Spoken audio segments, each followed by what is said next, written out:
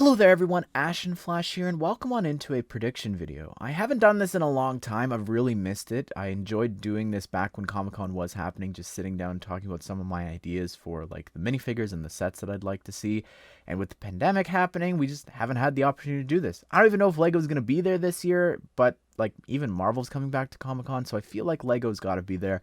And maybe they'll reveal some stuff at the actual con, and then normally this is around the time where we start seeing the exclusives, so I want to get ahead of that. Normally these things don't leak out, like no one, I don't think in the past, has been like, oh, the Spider-Man PS4 figure is happening, and so this is just predictions, thoughts that myself and some of my friends have shared with me, so I want to jump into all that. And the first thing here that we're going to start with is DC. While they haven't had the greatest year when it comes to actual Lego sets, I feel like I've maybe got a good handle on what they could do here. And when it comes to the figures recently, they've been doing the video game characters. They did the Spider-Man PS4 one, like I mentioned, and then they did the Miles one, which was canceled for Comic-Con because of the pandemic, and then was given away with completing the PS4 game or whatever that whole giveaway situation was.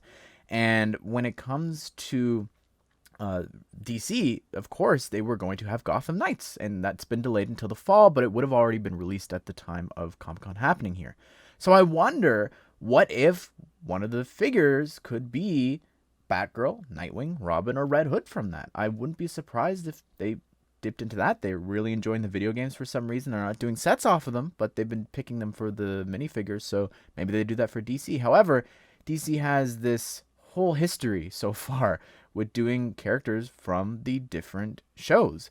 And I think that if I had to pick one, it would be the Flash. Like, all of a sudden, they just did Supergirl. And I feel like I was surprised that they picked a main character from one of the shows, because they didn't do that with Arrow. They've never done that with the Flash. So Supergirl happening was a big shock. I was lucky enough to win that because of everything with the pandemic and them doing the giveaway for DC fandom.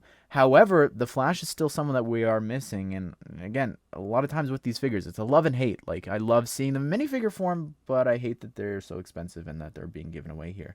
So I love and hate for the Flash to be picked. However, this other one, I'm sort of like, I could see them doing this, and that is Peacemaker. I would be sort of not surprised if they decide to go this route, because if you look at the past, 18 plus sort of R-rated stuff, they don't shy away from. They've done Deadpool in the form of a sheriff figure, as well as they did the Deadpool duck. So why not do this inappropriate character from the show? And again, maybe they wouldn't do this. I don't know how they do it without the helmet, but maybe he'd just have like the Superman hair, my hair, in reddish brown, and with his gun. I feel like that could be the figure. I don't know. I could picture them doing that just because they love doing these shows, and now with HBO Max, they're going to have all these opportunities to do the direct to HBO Max movies and stuff like that for figures if they don't do sets. So Peacemaker, with the success of the Suicide Squad, then how beloved Peacemaker Season 1 was, I could really see them doing that. Not sets, maybe a comic book one, but we've talked about that before. But this next idea is like worst case scenario here, absolute worst case scenario. It's the 30-year anniversary for Batman the Animated Series, and I would absolutely hate if either the set was based off of this or the minifigure. Specifically, if the Batman figure was that, this would be one that I have to pick up just because of how important the show is. Like, we wouldn't be here. This video wouldn't exist without that show. So I'd be really disappointed if they did that, and like there's no acknowledgement of that like in sets.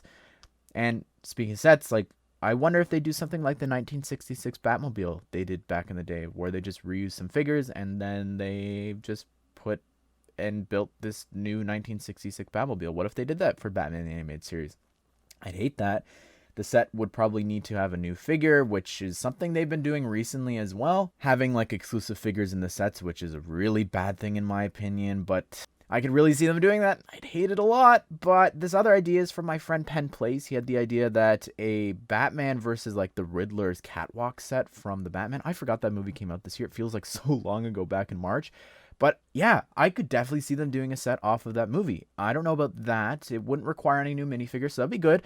However, one that I could love to see them do and hate would be the Iceberg Lounge. That beautiful, gorgeous window, little facade, as well as having the pool table, and you give us Carmine Falcone, Batman, and Catwoman. I know that Catwoman would technically need a new outfit, but I don't know, like they did that with the Black Widow set with Red Guardian and also the Black Widow figure. So I'd hate that, but I'd love it. I don't know. It'd be tough, but I could see them doing something for the Batman. I think that it seems the most logical. Maybe a little stand or something from the Batcave. I don't know, but definitely I feel like the Batman is the most logical choice here. I'd cry if it was anything else from the DCA extended universe movies that were going to be happening with the Flash or Black Adam, and they just didn't do that.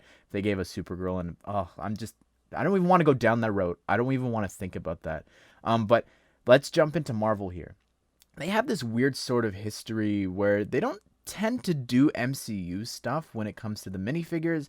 However, I feel pretty confident in some of the ideas here. 1414 Falcon fan, my friend came up with this idea of what if it was the Thor Ravager outfit.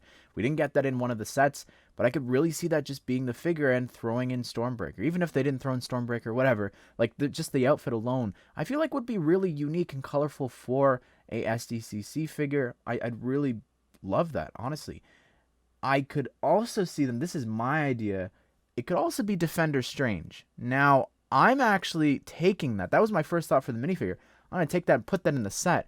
What if it was the opening of the movie with the bandaged weird monster chasing them, and you would have that build with the Book of Vishanti?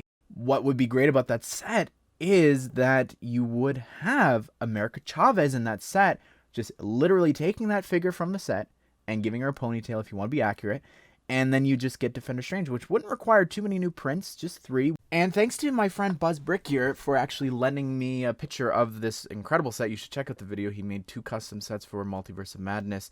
And this is just such a great build, I think, for the whole display there.